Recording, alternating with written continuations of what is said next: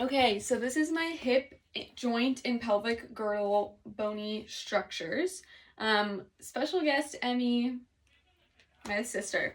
Okay, so first we're going to start with the iliac crest. Can you just step a little bit closer? The iliac crest is just this bone, top of your hip bone. The ASIS is in the front. It's your hip bones right here. And then the AIIS is just below that, right here.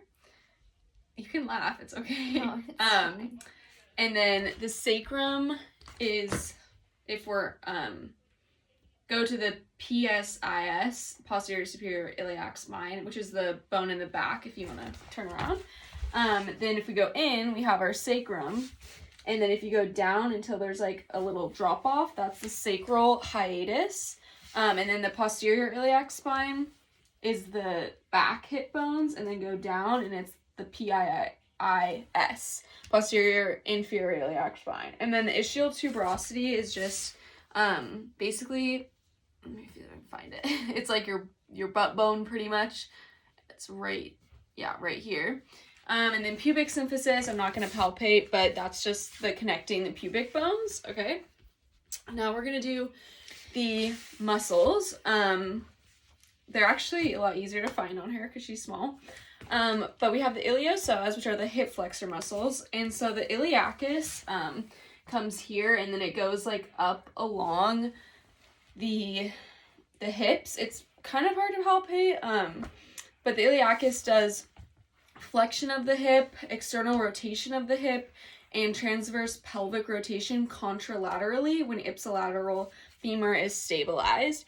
And then you have the psoas major and minor. So the psoas major is going to come up and then connect along the vertebrae. I can palpate it here, but it's, I can't palpate underneath. And then the psoas minor is like a skinnier one that goes pretty much right from here up along and it connects on your vertebrae. The psoas major and minor does flexion of the hip, anterior pelvic rotation, flexion of the lumbar spine, external rotation of the hip, transverse pelvic rotation contralaterally when ipsilateral femur is stabilized, lateral flexion of lumbar spine, and lateral pelvic rotation to the contralateral side. Then we have the rectus femoris, which is the main quad muscle. That goes here, and then here, and then it connects right here.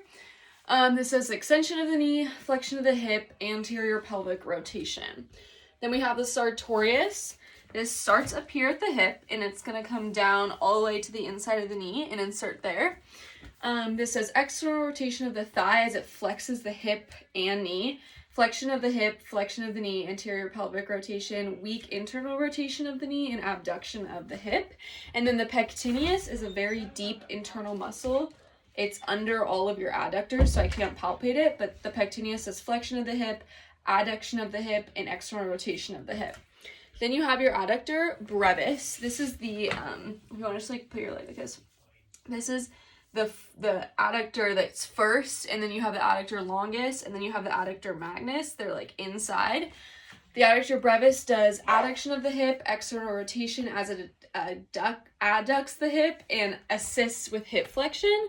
And then the adductor longus does adduction of the hip, external rotation as it adducts the hip and assists with hip flexion. Adductor magnus does adduction of the hip, external rotation as it adducts the hip, and extension of the hip. Okay.